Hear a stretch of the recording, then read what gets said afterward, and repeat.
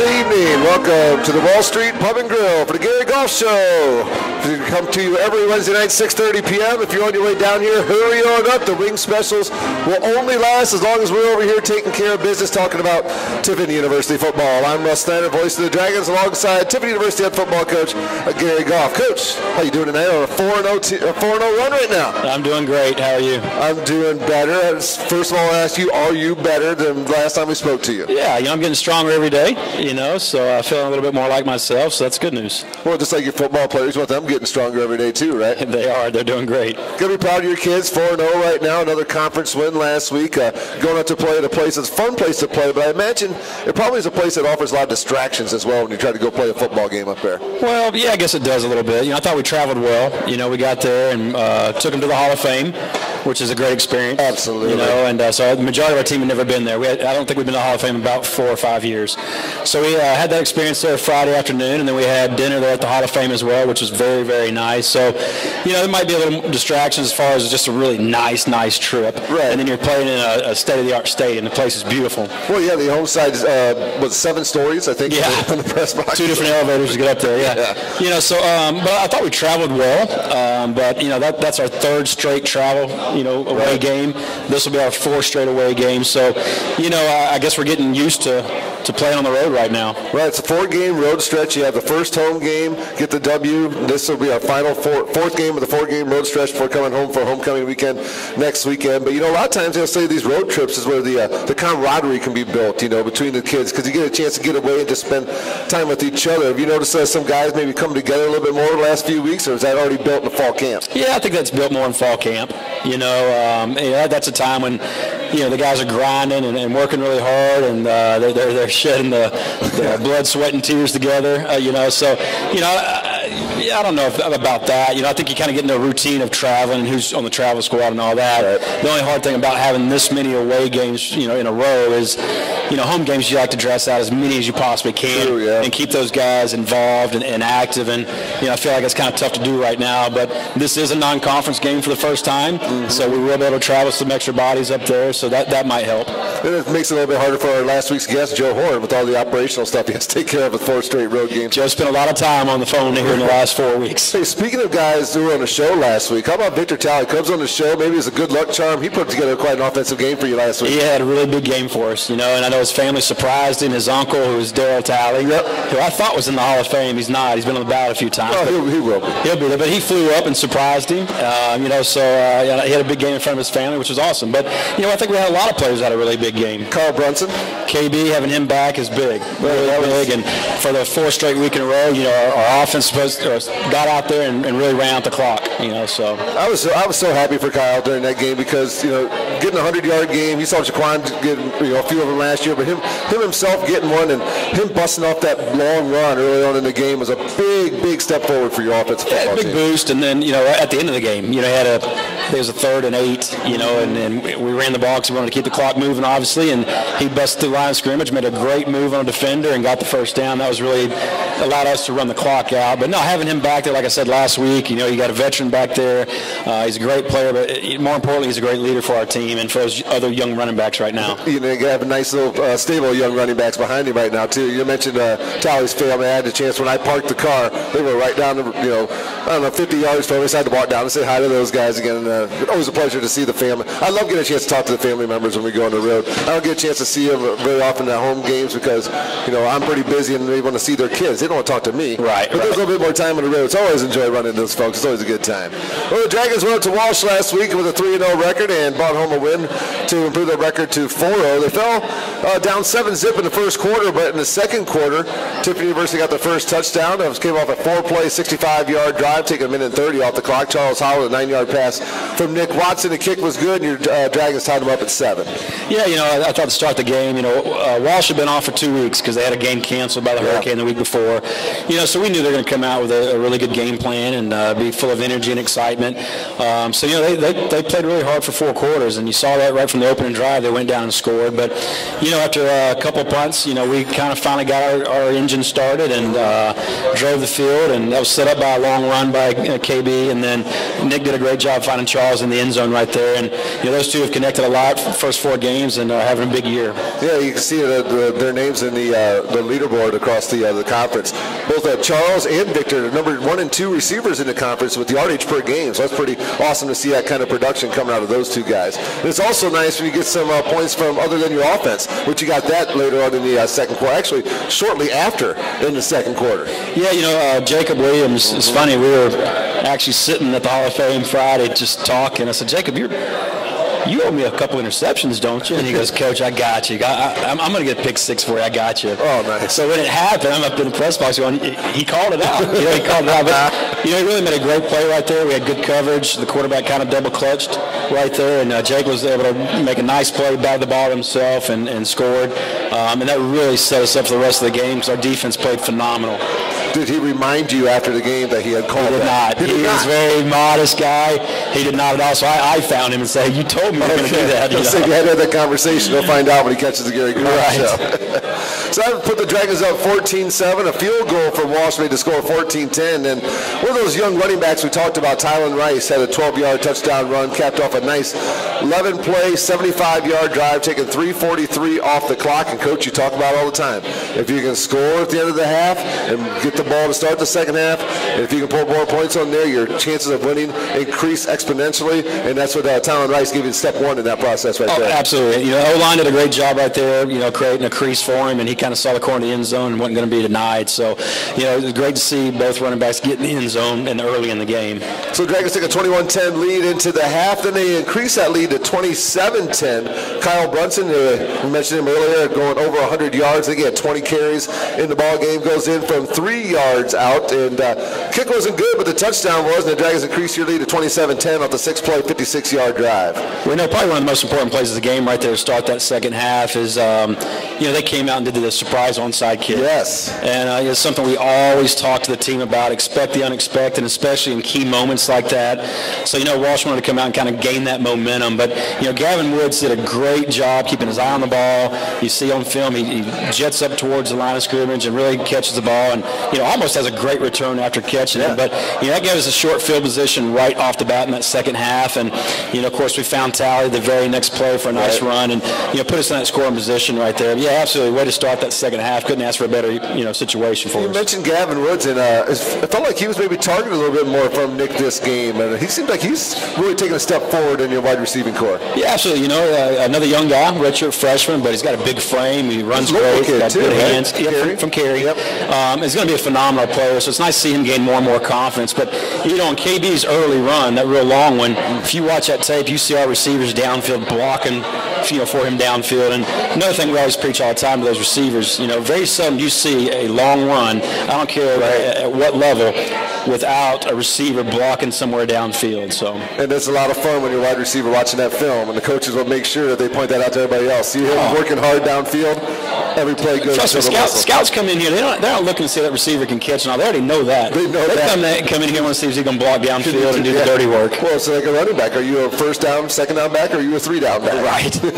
Well, you knew Walsh wasn't going to go away. 27-10, the Dragons had the lead. Walsh scores a field goal in the third quarter, make it 27-13, and then Walsh scores again 27-20 to get the game even closer within one score, and actually had the ball late in the game, but your Dragons defense, as you said, played a fantastic game. Stepped up when they had to and forced a fourth down incomplete pass.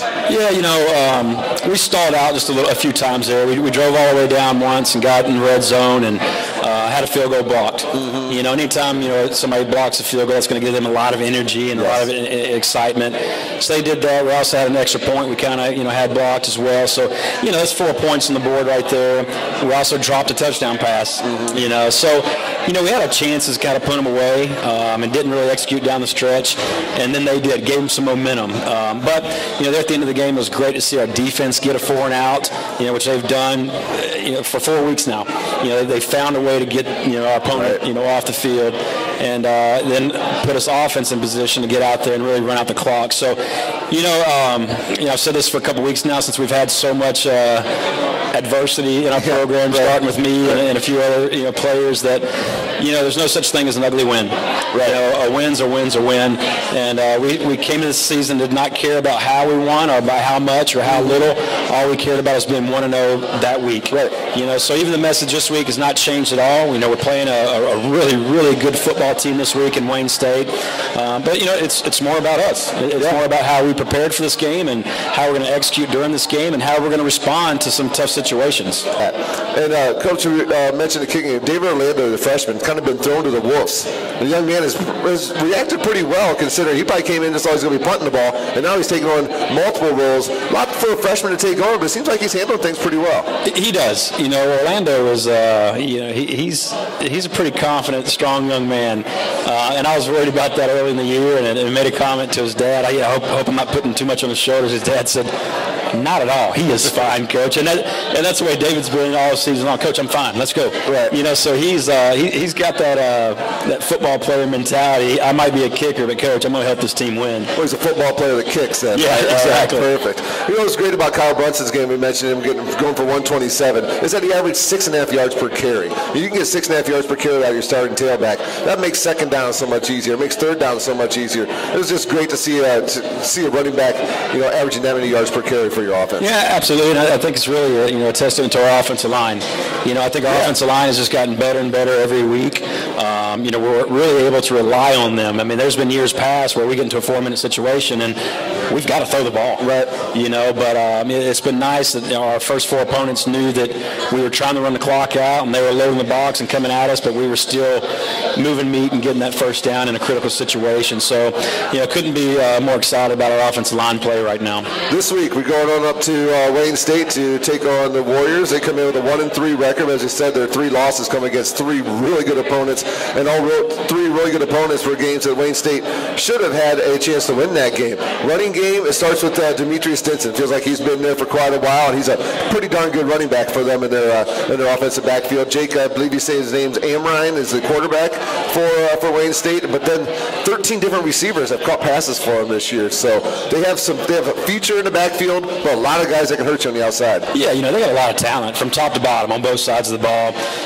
This is their 3rd quarterback that's played this season already, but he's a good football player. And he's gotten better from his last start to last week. So they're a dynamic offense. They like to ground and pound you, but yet they got skill on the outside, and I think the quarterback that they got starting right now delivers a good football. So they kind of found their key to success on that side of the ball, I believe, and they're very dangerous.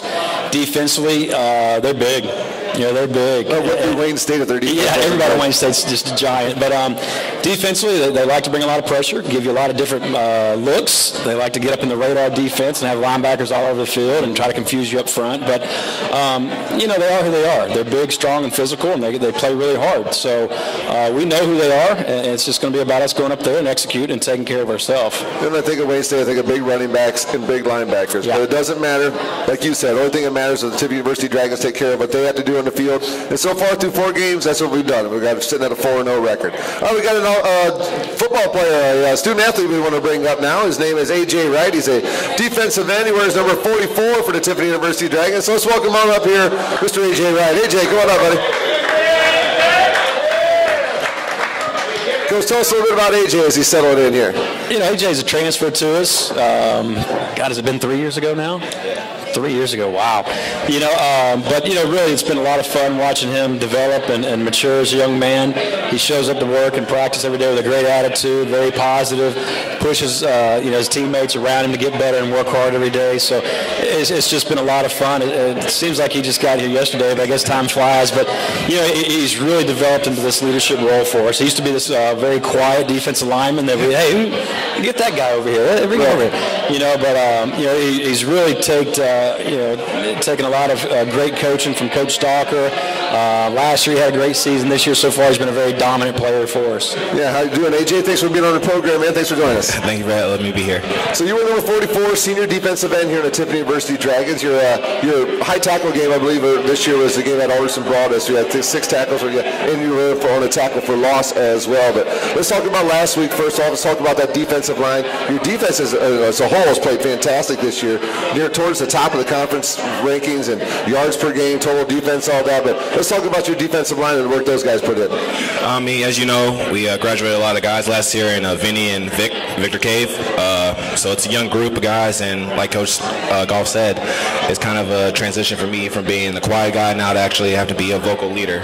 So, but I mean, they made it easy for me. They are thirsty, they're hungry to be great, and just anytime we go out and practice, you got Cameron Fox is a guy who makes sure to work hard every day and pushes me to make sure that I'm the best that I can be. You got a guy like Marvin Rafford who does an amazing job, and then like I said, we got a bunch of freshmen who just came in here to the program and just understand that they're filling a big role, but they don't let that get to them. They just work their butts off. Do you enjoy that leadership role? Do you embrace that leadership role for these young guys? It's a love-hate kind of thing, you know. I won't lie, it's a love kind of hate. It's fun until coaches come to the leader and say, you got to get this fixed. You know? I'm always the first one that is like, AJ, what's happened here? AJ, what happened there? But I kind of embrace it too, because it just shows how much trust the coaches put into me. So, you know, I just got to take it with everything I have and just do my best. Well, he knows what he's doing, because he just led me into the question I was going to lead you into. Did you see, a quiet guy, young guy when he gets on campus, did you see that leader in him that you knew that you could bring it out as he got older, that vocalized leader, or is it something that he's grown into as himself as he became a man? You know, I think it's something he's kind of grown into a little bit. You know, sometimes when you come into a program, especially as a transfer or a true freshman, yeah, you're kind of quiet. You might be working hard. You're trying to understand what's going on and the ways things are done. But, you know, he had some good leadership in his position group, you know, from years past. You know, so sometimes when you got some strong leaders, it's hard to see, oh, that young guy's going to be a really good leader too. Now, that's true. You know, we never question his work ethic and him always doing the right thing and being where he's supposed to be. That's easy. But sometimes you just don't know if somebody's going to step up and be a vocal leader at times until those older guys graduate and somebody's got to kind of step into that role. So honestly, I wasn't sure. I knew he was a good player and I knew he worked hard, but I didn't know if he was going to be that vocal guy we need. You've been here at Tiffin University for a few years now. As Coach said, played defensive line for the Dragons. Coach Lee Stalker was who I talked to a little bit as your position coach. But we talked about the defensive line. Your secondary has been very opportunistic this year on your defense, with getting some interceptions. Talk about those guys a little bit. You all have to work together. You guys got to put the pressure on that quarterback so that those guys can keep those guys covered and create those turnovers. Talk a little bit about your secondary. I mean, I'm just going to be here and just say that they're the best in the GMAC. I mean, when you got a guy who's being referred to as Ed Reed, that's a very big compliment. They're big for secondary. It's a big compliment. It's a big guy.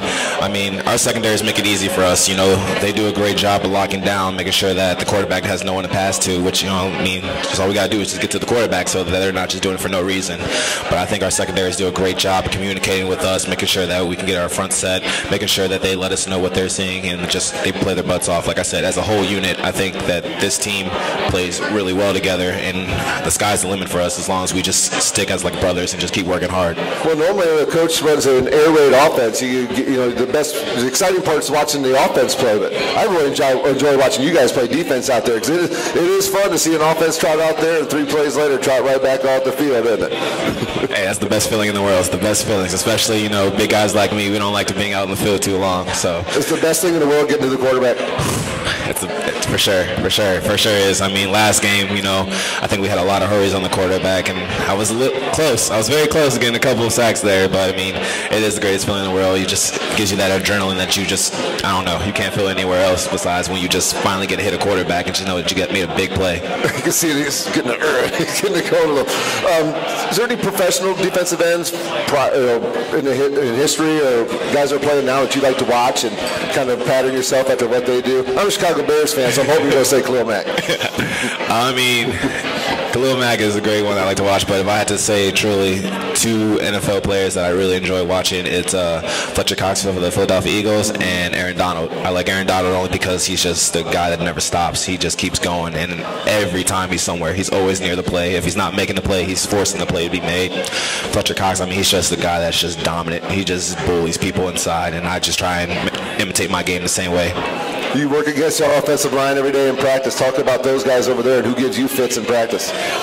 I can't go without mentioning Logan. I mean, he's probably one of the toughest guys I go against. I mean, one-on-ones is a pain in the butt with him. I mean, he's a guy that as soon as he grabs you, he's not going to let go. He's probably one of the best O-linemen I've ever faced in my entire time, no matter what school I've been at. You got David Howell, who's doing a great job too. You know, he's a fundamental guy. You got Ridge, who's also a great guy, great footwork. I think our whole line are just, you know, they're big guys and big up front, and I think that's going to transition well when we play Wayne State because we know they're big guys too. But I go against big guys all the time, so I'm not too worried. And having those guys to go across in the practice field can only make you better when it comes game day, right? For sure.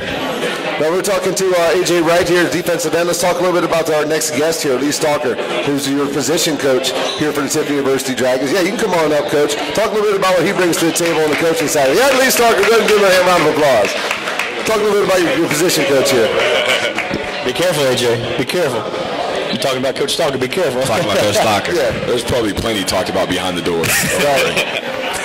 I mean, he was the guy that I talked to when I first decided trying to find somewhere to transfer to. He was my first way of getting into Tiffin. I mean, from the first time I met him, I could just get that like sense of this is a guy who's going to push me to be the best I can be, and for sure that was exactly what happened. He's a guy that makes sure that you do everything to a T, that you don't settle for just being mediocre. He wants you to be the best you can be, and he does a great job of that every day, bringing the intensity. If we're feeling down, then he's not going to let that happen. He's going to make sure that we bring it whether we like it or not, and I respect and like that because it's just sometimes, you know, it's a long day, you got school and all that stuff. Sometimes you need that guy to push you, and then he makes sure also, when now being a leadership role, that I make sure I do my best to be a great leader. Is A.J. Coach Stalker one of the guys who, as he said, will not settle for mediocrity? I think he kind of sets the daily bar for our guys, and it's really shown, you know, through the years as he's been improved and kind of grown into a larger role each year. You know, last year was when the role of our senior D tackles, and has really grown into just being a work ethic type of guy, you know, and really focused on the little details. And something we came in this fall camp with the D line is the mantra of really being consistently good, not occasionally great. Okay. And doing that as a unit, and guys have really bought into it, and AJ is really leading the role for us. Sounds like they call him a lunch pail guy. Yes, right, absolutely, without a doubt. And luckily I've had a lot of those throughout my time here, and guys have really bought into it. A lot of young guys right now that are kind of following suit and just doing that day in, day out of practice, and it's starting to show up on game day. It all happens at the line of scrimmage in the game of football. You need guys on that, especially on the defensive side, aren't afraid to get dirty and go in there and you know, bust their knuckles up if they have to when they get out there. Coach, you know what I thought was interesting when I was looking up information? Coach Stalker is your second longest tenured assistant coach here at Tiffin University. Can you believe that? It's crazy. It's crazy. It's crazy. Isn't it crazy? And both of us can just, it seems like yesterday when he first came here. It feels like this is his second year. He started off as our GA and climbed the ranks really fast. And luckily I've improved as a coach over the years, I think. I've gotten much better. Well, I took some notes here as well. The defense, the year before you got here, Coach, had 7 sacks, 9.5 tackles for loss. Average year since then, 22 sacks, 42 tackles for loss. That has a lot to do with the amount, with the young men who are playing up there for you, but also has something to do with you as well. So talk a little bit about the improvement you've seen over those 5 years. I think a lot of it, I mean, obviously starts with recruiting. As us coaches, you know, X's and O's and schemes are great, but you also have to have the players to be able to put in position to go make plays. So I think the recruiting here at Tiffin is increased and has improved dramatically over the years, you know, under Coach Goff and the rest of those coaches that have been here in the past. And honestly, it's getting the guys with the right type of mindset, you know, to really work at it, to get better each day, you know, in the weight room, you know, on the field at practice, and almost living through the success. You know, honestly, I'd lie to you if I thought we came in every Monday so far. You know, we've had a great run of 4 games, but every time we come in on Monday, our guys look at us and say, we can play better, we can improve, and they're still hungry, which is a great thing to see as a coach. Well, AJ's one of your defensive linemen, and those are a bunch of big guys. I don't want to get them mad at me. So why don't you talk about some of those other guys, too, so they can get their names heard here. The crew we've got going right now, we've got about 10 defensive linemen who are traveling with us, who are getting playing time. You know, the D tackles along with AJ, Amon-Ray Clay has done a great job for us, a senior for us. Played last year in a great role. Cameron Fox has really stepped up. Ryan Wofford, Marvin Radford, a guy who's been here for a few years. Guys that have kind of gone through the progression, you know, of being a practice guy, of a scout team player, to being on the verge of traveling and now actually in a role. And it's showing up on game day that we can win up front. defensive end wise, Alex Melfi has done a great job, as a redshirt freshman. I was telling Coach before this program that he's one of the young men who have really impressed me this year. He's done a lot. He's improved last year. High motor guy has really learned. Defensive end Chase Abel has joined us this fall and has given us great reps. And, behind them, you've got a guy like John Harrington, a freshman, Latrell Robinson, a freshman, who, again, have kind of followed the role of our older guys and have learned, have progressed, take coaching very well, and it's showing up on Saturdays. It's nice to get these young men who are, fantastic athletes. That's one of the things. I think the athleticism of our defensive line has really gotten a lot better over the last 4 or 5 years. But to take guys like that who are really good football players but are open to the coaching, it's got to make your job a little bit easier too. Oh, without a doubt. Having great athletic bodies, athletic ability. Guys that right now as a freshman may be 6'3", 220, right, and all of a sudden a year from now they're 6'3", 240. I can think of a couple names that looked like small forwards on the basketball court when they got here and left looking like grown blank football players. Absolutely. A lot of the reps on the game field as well, you can't replicate that in practice. Game experience goes a long way. Right. And having the ability for our guys to be on the field and get those vital reps and really as a unit be able to go out there and win games together has done us some great. Well, speaking of winning games, last week you had the win against Walsh. How'd your guys grade out when you looked at your film on that? Pretty well. Actually, all 10 D linemen are actually positive in production points. So seeing guys that are making plays. It's for us. It's the idea of winning that one-on-one battle consistently. Getting off the blocks, getting to the ball, and showing up. As a defensive line, it wins up front. And hopefully we continue that success and into Saturday. Yeah, this Saturday another tough test going up to Wayne State. A team that's always going to have a big pounding running back. I'm sure this is a challenge you're looking forward to this Saturday night. You get to play under the lights. All the student athletes love playing under the lights. Get to go up to a nice facility and face a pretty darn good team, a team with a lot of familiarity, even though we're not conference opponents anymore. So both you guys can speak to. We'll start with you, AJ, about what you're looking forward to the most this coming Saturday night. For sure, playing under the lights. It's our last away game for a little bit until we come back home, so it's kind of a nice feeling, to finally be done with the away games. We don't know what a home game is anymore, do we? It's going to feel weird being different on Saturday, isn't it? It's going to definitely feel weird, but it's definitely, like you said, this is a team that, I enjoy playing a lot. I enjoy playing Wayne State a lot. They're big up front. It's always run type style with them, so it's definitely going to test us, and I think this is a great opportunity for my D-line, our D-line, to just show out what we can do against a great opponent, especially a former, GLIAC opponent. Coach Stalker, I'm sure that you young men have been working hard, ready to go for this Saturday. Really, obviously, facing Wayne State, it's going to be a four-quarter game. You know what their MO is going to be, and they want to be able to establish the run and really win up front, and we've gone back and forth over the years with Wayne State. And, off film this season, despite that record, it's probably one of the better Wayne State teams that I've seen. I agree. Yeah, absolutely. That record's very deceiving. But getting our guys to lock in this week, understand it's going to be a fight, and they're going to go out there at every snap and not relieve to the pressure, and really show up. How weird's it been the last couple of weeks on the sideline? It's been fun. It's been exciting, I guess. Yeah. I'll be honest with you. Even the sideline, kudos to our offense. There's been some of the best 4-minute drills we've seen. And right. The offense out there winning games, and almost defense, you're up and ready, and almost that big sigh of relief, and the offense keeps rolling. Right. And even the special teams calling guys up, and the offense keep converting great third downs. So it's been great on the sideline. But guys we haven't seen much of the ups and downs on the sideline. I think the emotional guys, we've stayed steady and continue to keep fighting through the games, and we've had plenty of controversy and things to fight through, and the guys have really done well. Well, you're special teams coordinator as well.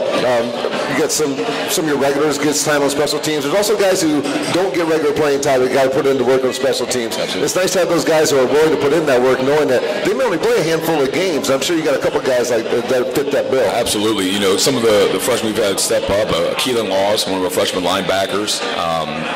Mr. Myers, one of our DBs, stepped up big time. Guys that are getting on the field. Christian Watkins, Zach Goki, and even some of our older guys. Some guys are stepping up that are our starters and understand the role of how important that special teams is. And it's been really unique, getting those guys to buy in and be excited for, all 6 units, buy into it. And, we're getting better each week. So that's all you can ask, right, Coach? Oh, absolutely. Lee's done a great job with our special teams. He took on that role this year as our special teams coordinator and added some new wrinkles to that side a little bit. But special teams has always been a unit where we want to play our best players, but at the same time, as the season goes, you got to have some of those freshmen or redshirt freshmen, kind of get used to the game flow right there through special teams. So, well, this Saturday night, the Dragons at Wayne State, 6 o'clock kickoff. You can catch the action at tudragonradio.com, the WTUD, as well as at Coast Country 100.9. The video is pay-per-view through Wayne State's website, so that's the only way you can watch it. You go to their website, click on the video on their schedule page, and it's pay-per-view. So that's what we can offer for you this weekend. Well, AJ, thank you so much for your time, man. That seat last week resulted in 5 catches, 125 yards, and a touchdown. So whatever the equivalent is for a defensive end of those statistics, we'll expect that from you this Saturday night, okay? All right, thank you very much. How about you?